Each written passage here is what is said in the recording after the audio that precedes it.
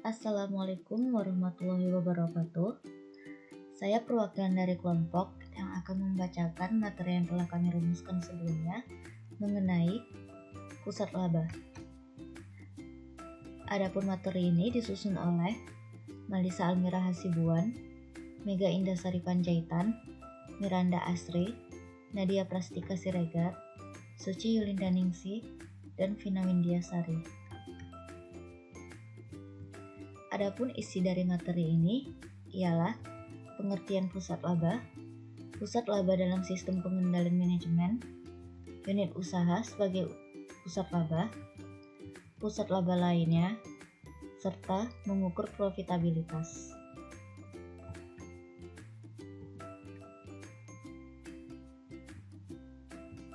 Pengertian pusat laba. Pusat laba merupakan pusat pertanggungjawaban yang memiliki kewenangan untuk mengendalikan biaya-biaya dan menghasilkan pendapatan, tetapi tidak memiliki kewenangan untuk mengambil keputusan tentang investasi.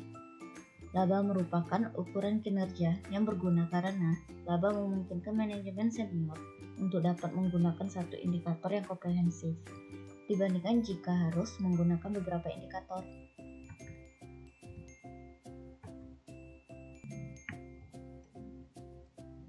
Banyak keputusan manajemen melibatkan usulan untuk meningkatkan beban dengan harapan bahwa hal itu akan menghasilkan peningkatan yang lebih besar dalam peningkatan penjualan. Keputusan semacam ini disebut sebagai pertimbangan biaya atau pendapatan. Tambahan beban iklan merupakan salah satu contohnya. Untuk dapat mendelegasikan keputusan trade-off semacam ini dengan aman ke tingkat manajer yang lebih rendah, maka ada dua kondisi yang harus dipenuhi. Yang pertama, manajer harus memiliki akses ke informasi relevan yang dibutuhkan dalam membuat keputusan serupa. Yang kedua, harus ada semacam cara untuk mengukur efektivitasnya suatu trade-off yang dibuat oleh manajer. Langkah utama dalam membuat pusat laba ialah menentukan titik terendah dalam organisasi di mana kedua kondisi di atas terpenuhi.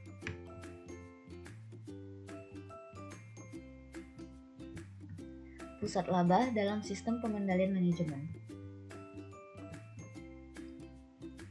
Manajer pusat laba bertanggung jawab atas keuntungan yang dihasilkan oleh bisnis, termasuk pendapatan dan pengeluaran bisnis.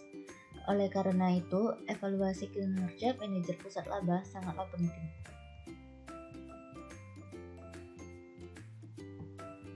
Unit usaha sebagai pusat laba.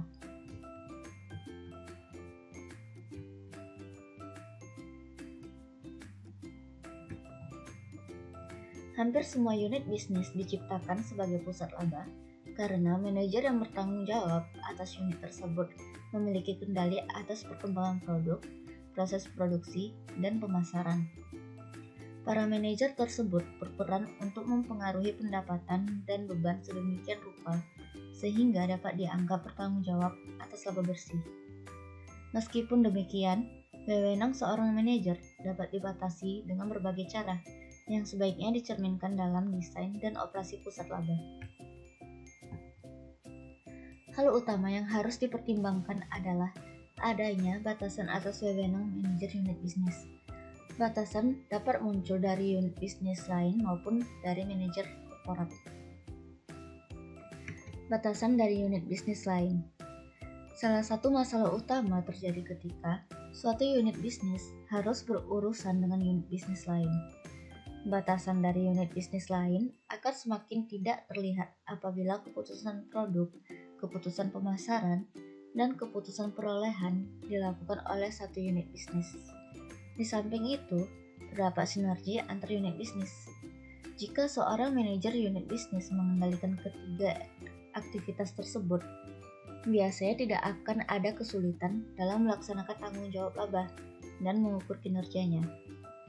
Pada umumnya, semakin terintegrasi suatu perusahaan, maka akan semakin sulit melakukan tanggung jawab pusat laba tunggal untuk ketiga aktivitas tersebut dalam lini produk yang ada.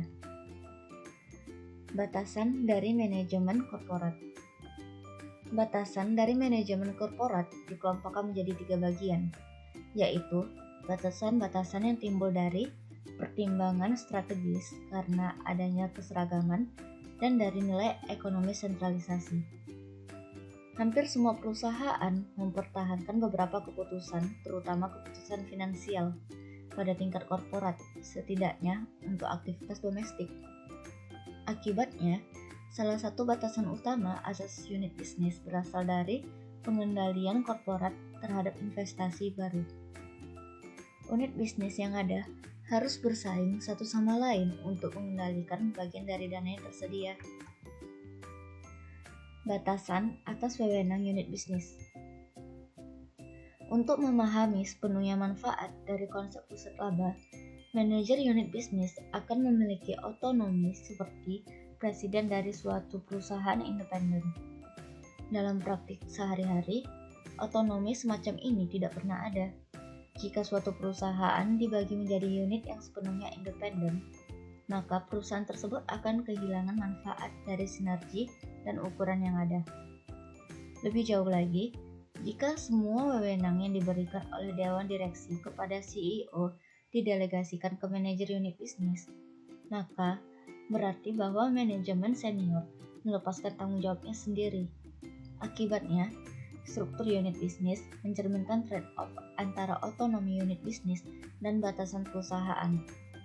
Efektivitasnya suatu organisasi unit bisnis sangat bergantung pada hal tersebut. Pusat laba lainnya.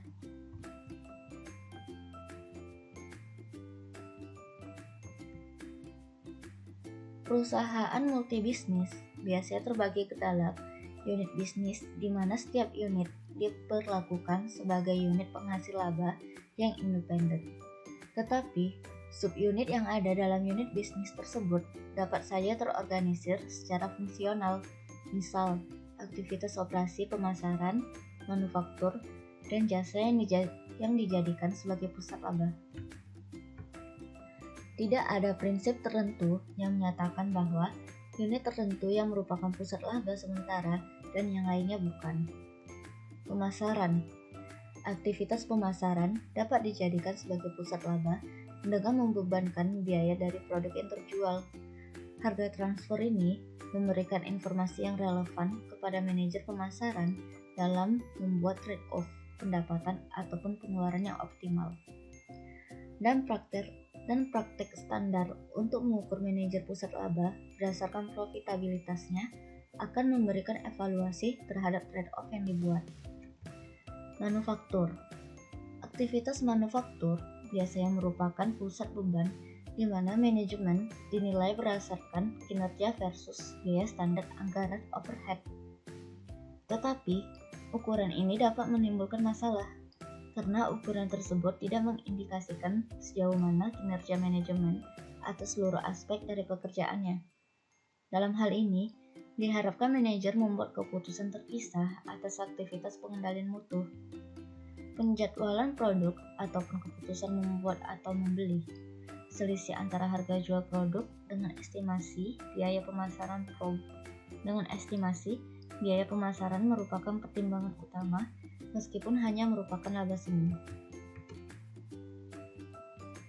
Unit pendukung dan pelayanan. Unit pendukung pelayanan atau pemeliharaan, IT, transportasi, teknik konsultan, layanan konsumen, dan aktivitas pendukung. Beban yang digunakan merupakan pertimbangan utama, jadi manajer harus mampu menentukan biaya pelayanan yang ekonomis meskipun berasal dari pemasok luar. Organisasi lainnya. Yang dimaksud dengan organisasi lainnya dalam hal ini adalah kantor cabang. Suatu perusahaan dengan operasi cabang yang bertanggung jawab atas pemasaran produk di wilayah geografis tertentu seringkali menjadi pusat laba secara alamiah.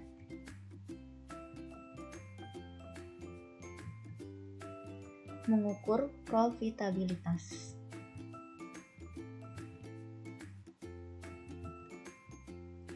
Terdapat dua jenis pengukuran profitabilitas yang digunakan dalam mengevaluasi suatu pusat laba, sama halnya seperti mengevaluasi perusahaan secara keseluruhan. Pertama adalah pengukuran kinerja manajemen yang memiliki fokus pada bagaimana hasil kerja para manajer. Pengukuran ini digunakan untuk planning, coordinating, controlling kegiatan sehari-hari dari pusat laba, dan sebagai alat untuk memberikan motivasi yang tepat bagi para manajer.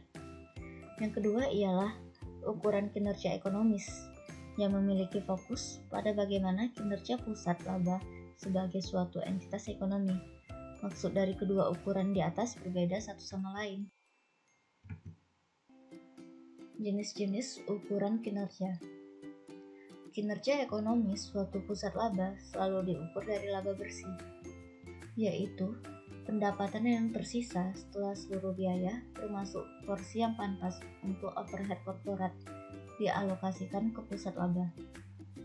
Meskipun demikian, kinerja manajer pusat laba dapat dievaluasi berdasarkan beberapa ukuran profitabilitas.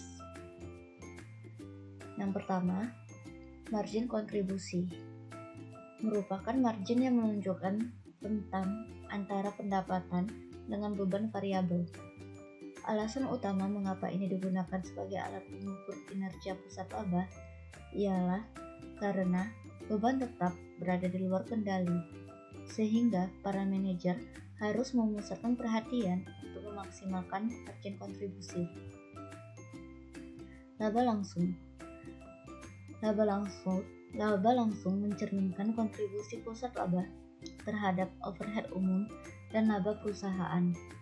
Ukuran ini menggabungkan seluruh pengeluaran pusat laba, baik yang dikeluarkan oleh atau dapat ditelusuri langsung ke pusat laba tersebut, tanpa memperdulikan apakah terdapat pos-pos yang ada di dalam kendali manajer pusat laba atau tidak.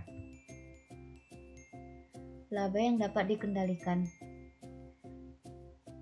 Pengeluaran kantor pusat dapat dikelompokkan menjadi dua kategori, yaitu dapat dikendalikan dan tidak dapat dikendalikan. Laba sebelum pajak. Dalam ukuran ini, seluruh overhead korporat dialokasikan ke pusat laba berdasarkan jumlah relatif dari beban yang dikeluarkan oleh pusat laba. Jika pusat laba dibebankan dengan sebagian overhead korporat, maka hal ini harus dihitung berdasarkan biaya yang telah dianggarkan dan bukan biaya aktual, di mana dalam anggaran dan aktual dalam laporan kinerja pusat laba menunjukkan jumlah yang hampir sama untuk pos khusus ini. Di sini, perusahaan mengukur kinerja pusat laba domestik berdasarkan laba bersih, yaitu jumlah laba bersih setelah pajak. Sekian materi yang dapat kami simpulkan dan dapat kami berikan. Terima kasih.